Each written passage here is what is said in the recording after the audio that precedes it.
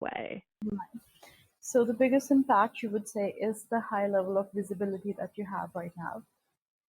Well, no, I'd also say for onboarding.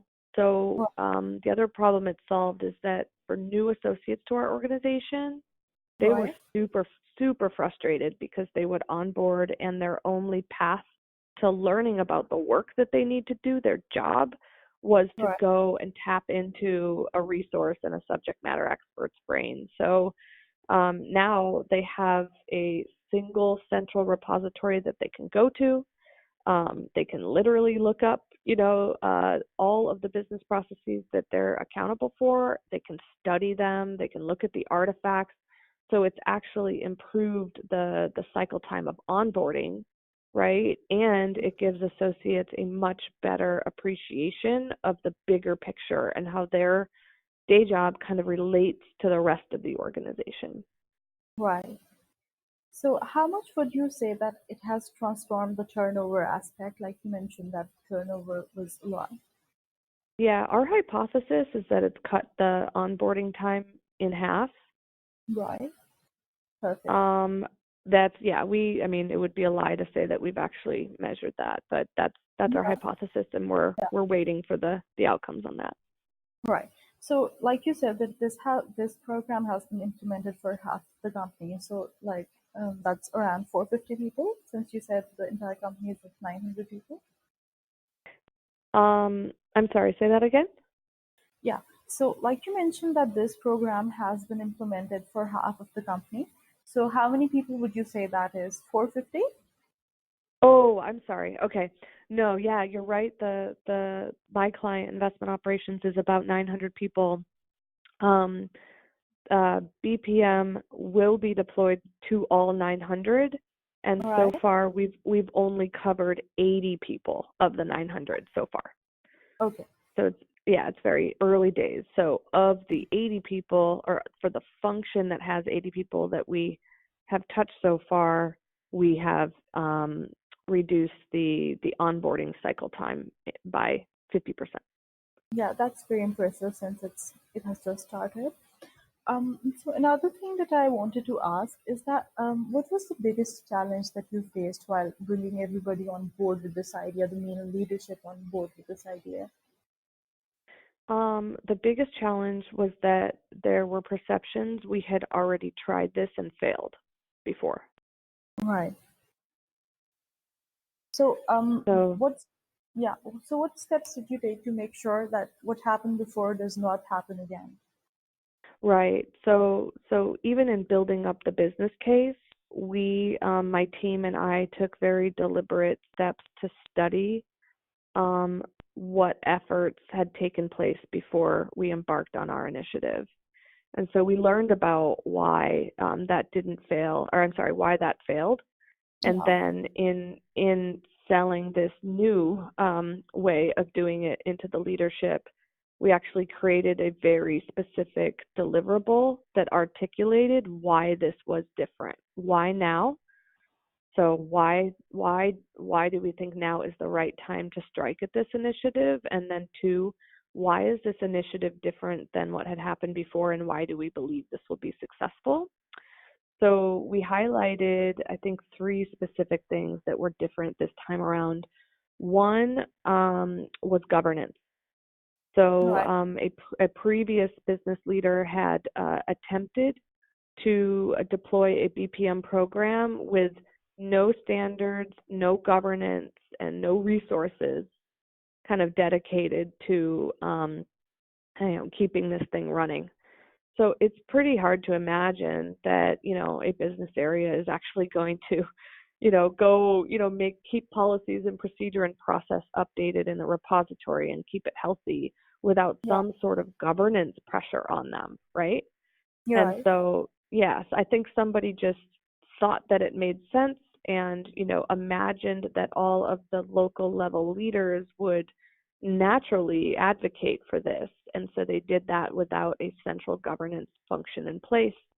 So that was one of the key differences here, is that we were resourcing the function and running it out of a centralized capability and saying, we're going to have people whose fully dedicated jobs, right, are Right. to ensure that this is getting done and that we're doing this. The second one was leadership commitment. So again, the previous initiative, the group or team or person who was responsible for that did not work it up through the most senior levels of the organization and across. Right. So they had sort of semi-commitment, but not full commitment, and that's like, I mean, that's just a death knell I mean, you might as well just, quit before you start. Yeah. And then the third reason was the technology. So the previous technology that was used was something called iServer, which required a very technical skill set to operate. And so that created a handoff. Basically, the business would always have to explain to, um, this, super skilled group of people things, and then they would have to turn around and then go try to get it documented into the tool. Right. The ProMap tool that we introduced is actually a business-owned technology. So it was completely built for somebody who is not a professional engineer or an architect. It's somebody in the business who wants to work with software that's engaging and has a little bit of gamification in there and is easy to use.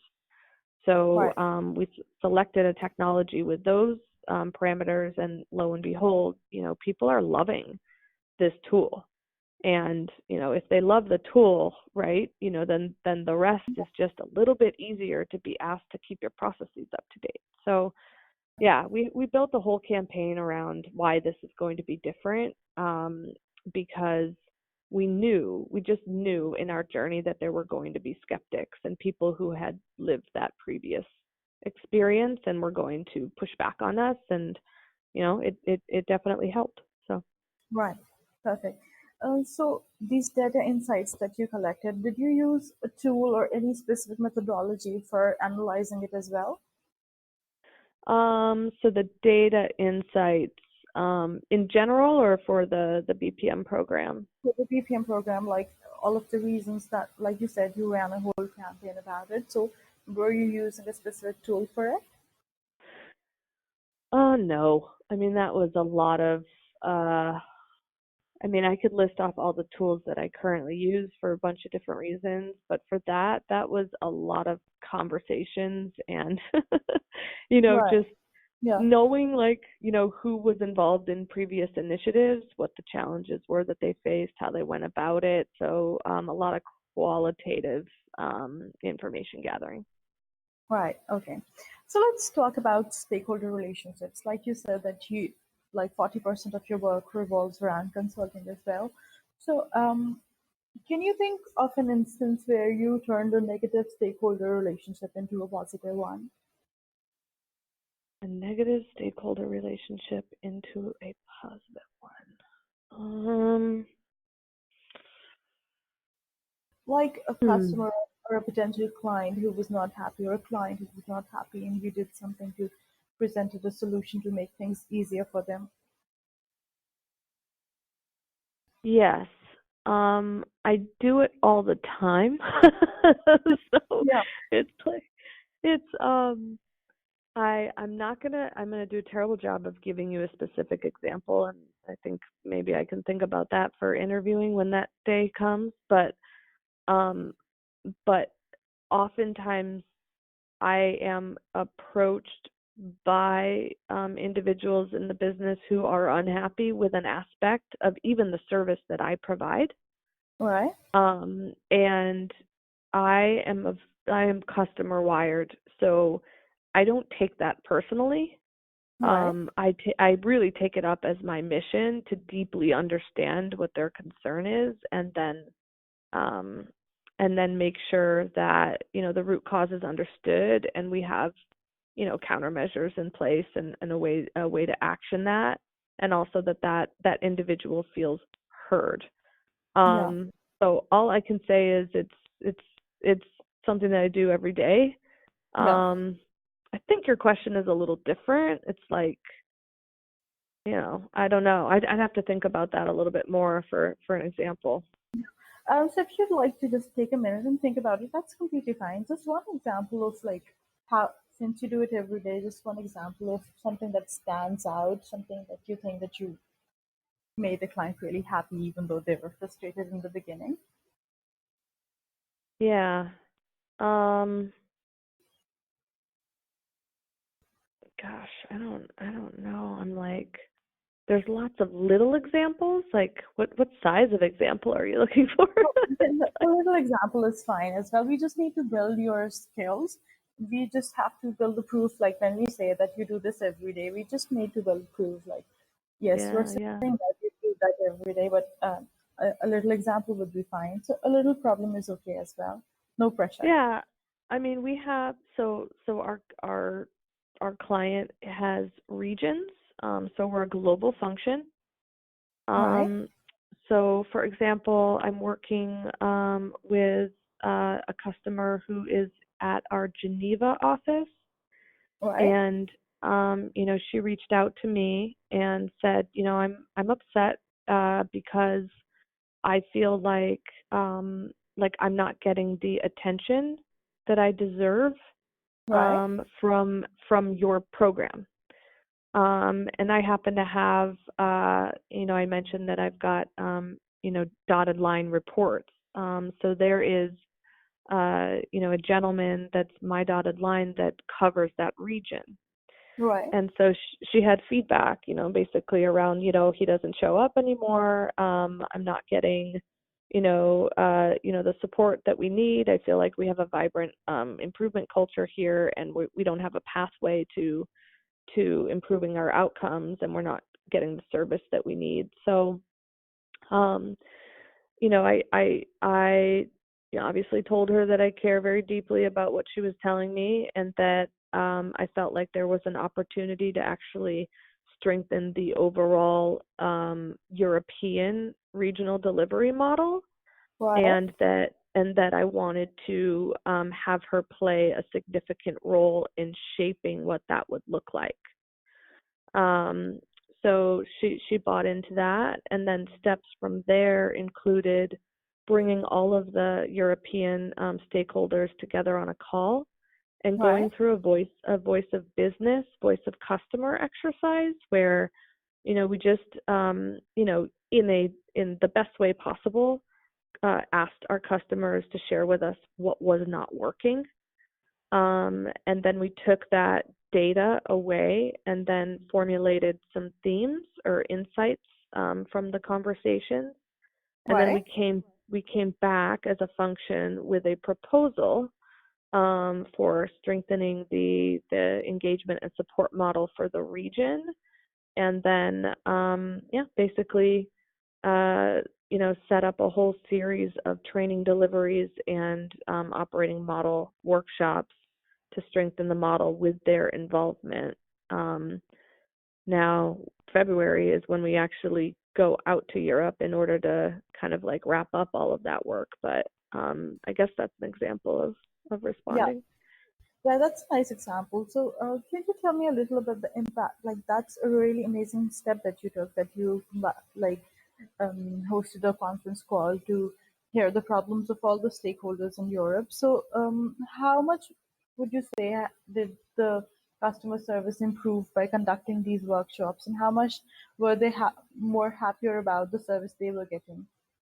Yeah, I mean, oftentimes I find that like things turn around almost immediately when you can demonstrate that you understand like Yeah, what the concern is and that you're taking action. It's like you don't even need to have implemented the change to get yeah, receptivity and positivity from your customer. You just have to show them that you have a plan, yeah, right? That you hear them and you have a plan. So, where I stand today, I feel like um I don't want to quantify it, but I know that we've improved it. So we're not hearing feedback anymore.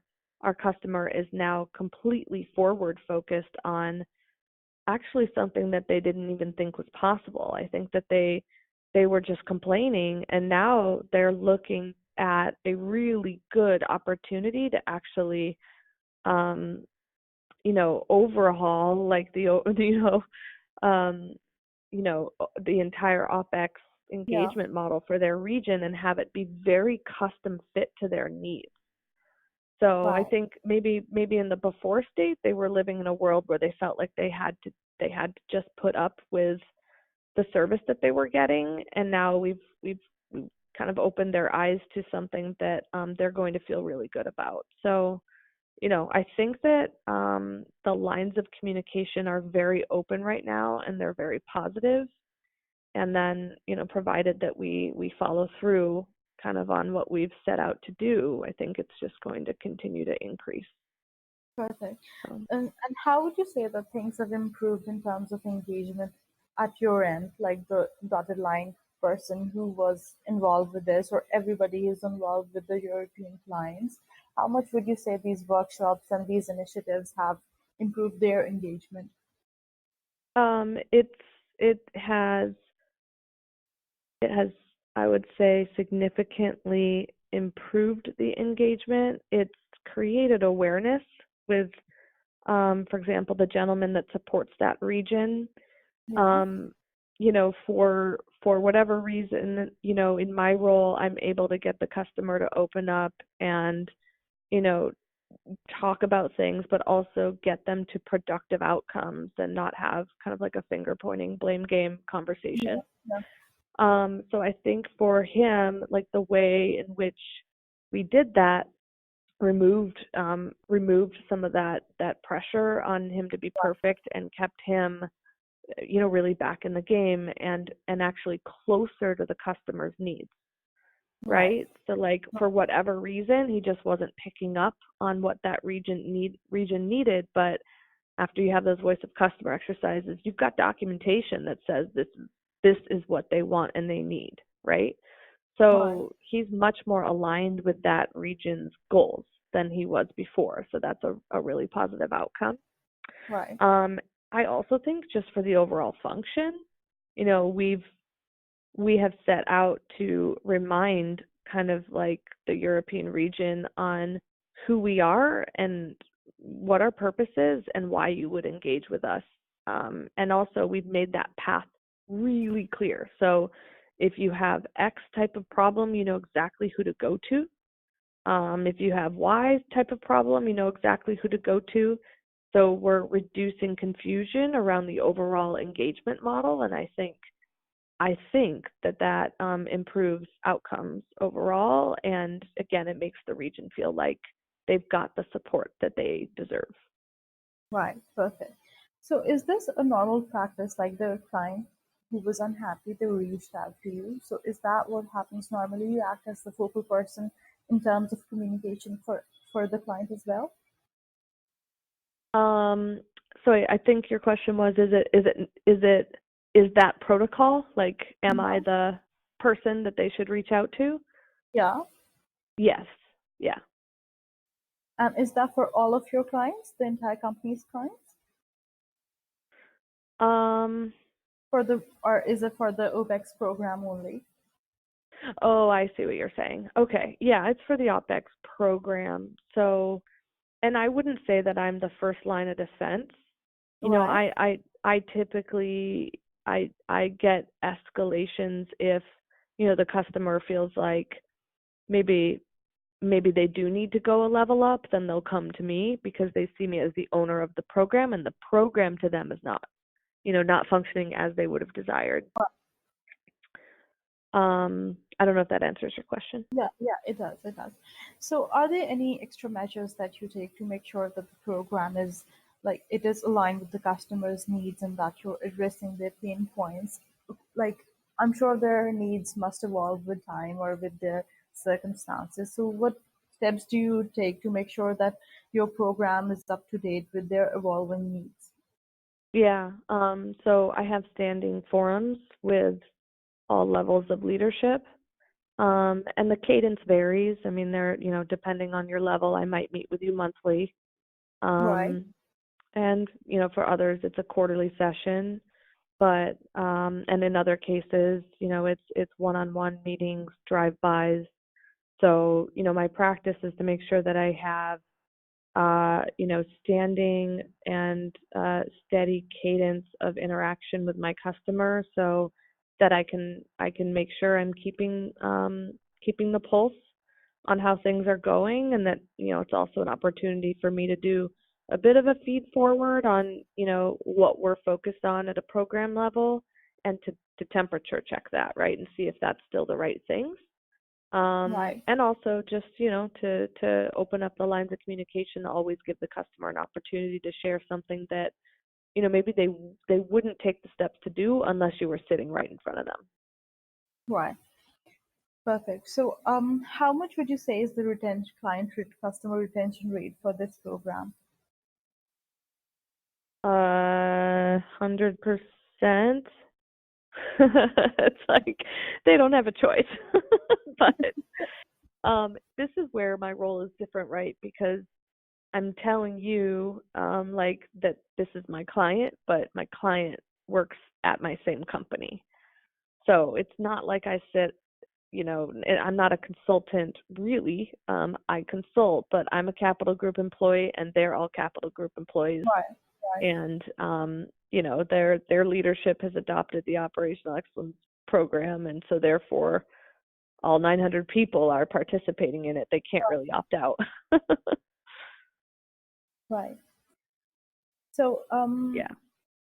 yeah. Would you like to talk about any specialized tools that you introduced that help make a big difference?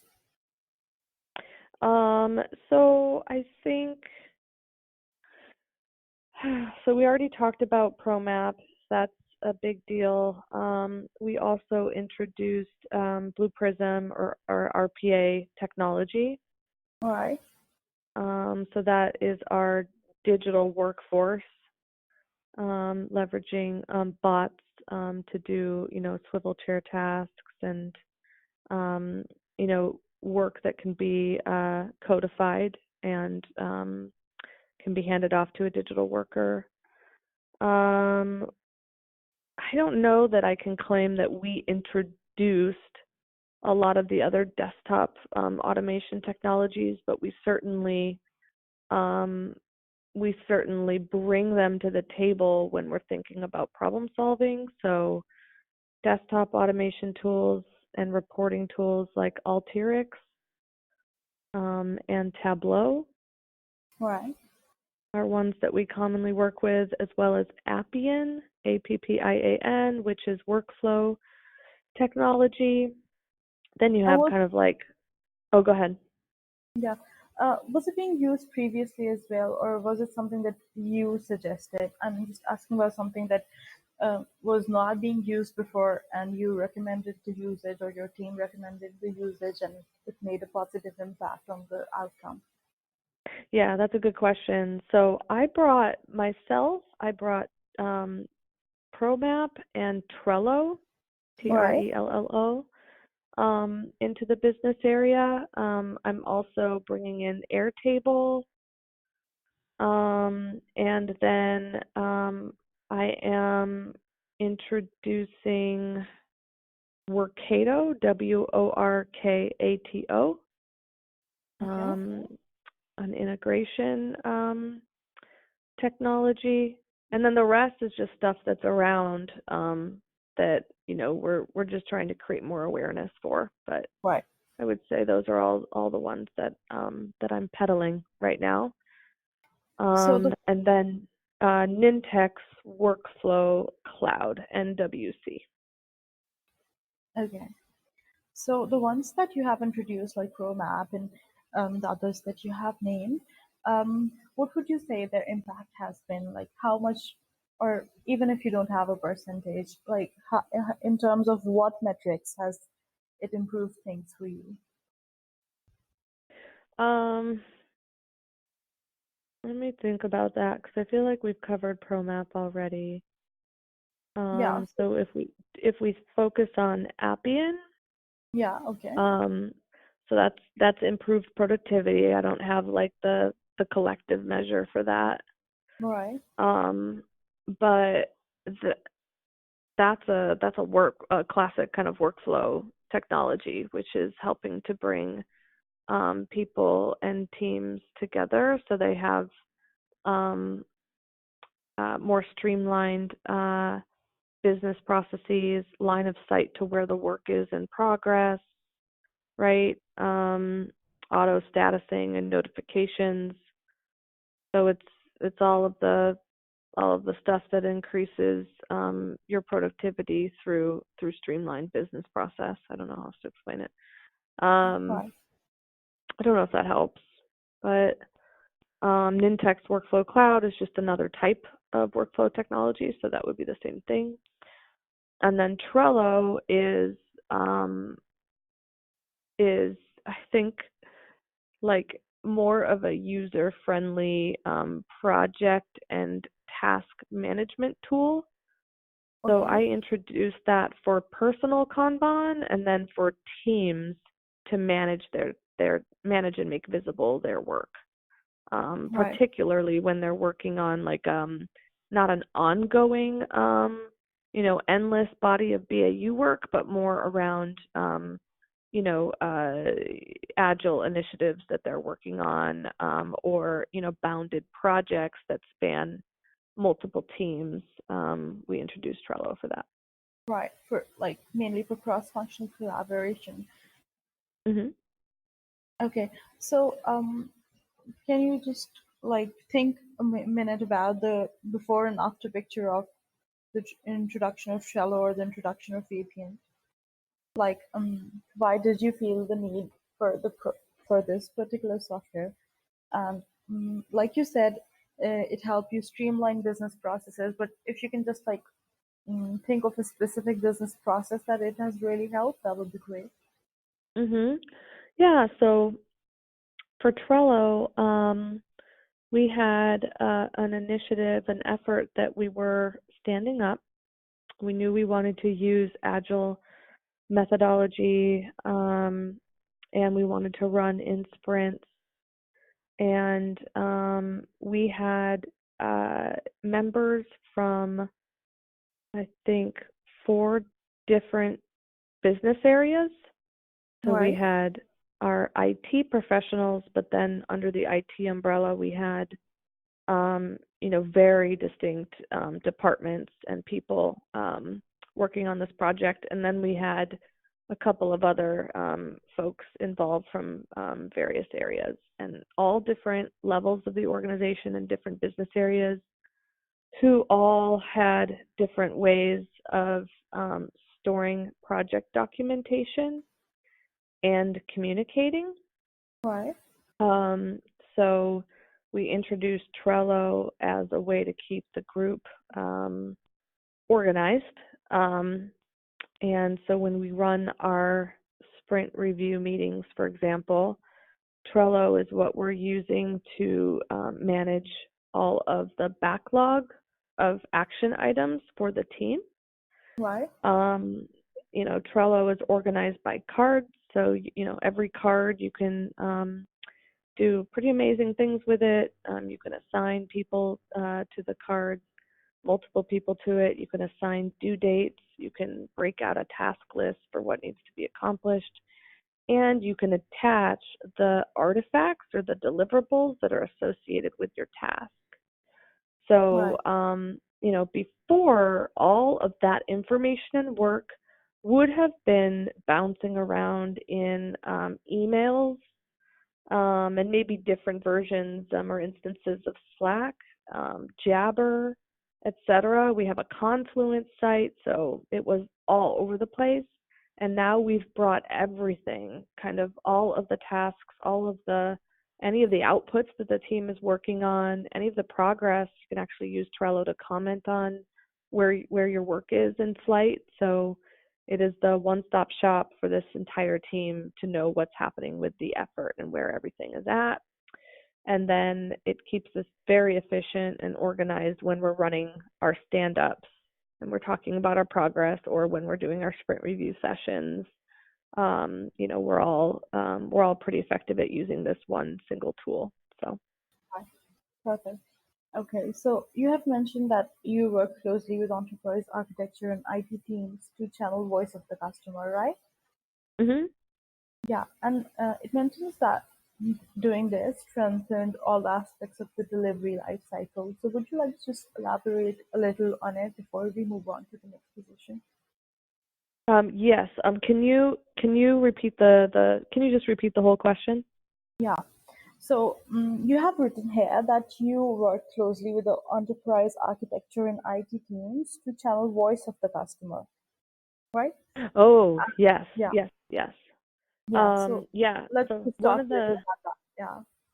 definitely. So one of the biggest pain points I had in my role was when I would see an opportunity to like let's say I would be working with a business on a process problem Right. and um, it would scream for integrated workflow. It would need some injection of technology so that the teams could more efficiently do their knowledge work across people and geographies and time zones, right?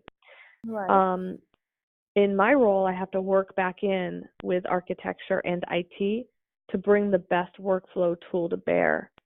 And so what was happening is that their cycle time um, you know, uh, of coming to a conclusion and a cost estimate for our Yeah. business was much too long. In some cases, what I experienced was like 3 to 4 months where I Oh, would come to them and say, "Can you tell me which tool am I going to use?" And it would take them 3 to 4 months to even get around to looking at it, and then right. giving us a cost estimate. So for my customer, that's unbelievable. It's like Yeah. reprehensible. And so I brought all of, I think I want to say I brought like 6 to 8 examples of where that Right. happened. So real data, these are business problems that I worked on. I slowly collected them over time and then put together a business case and brought it to the director of the enterprise architecture team. Right. And of course, he felt that that was horrible. And so he volunteered to partner with me on an agile effort to improve the speed of delivery for workflow dispositioning. So we're actually in the middle of that project right now. Um, but that's the type of feedback that I was able to channel back to them, and then asking them to help solve the problem as well, Right. um, so they feel like they can make it right. Right. So how much do you think this agile project would improve things like the response time and the cycle time? It's going to dramatically improve it. So I think, like I said, it could be 3 months, 4 months in order just to get through one phase of that life cycle. Yeah. We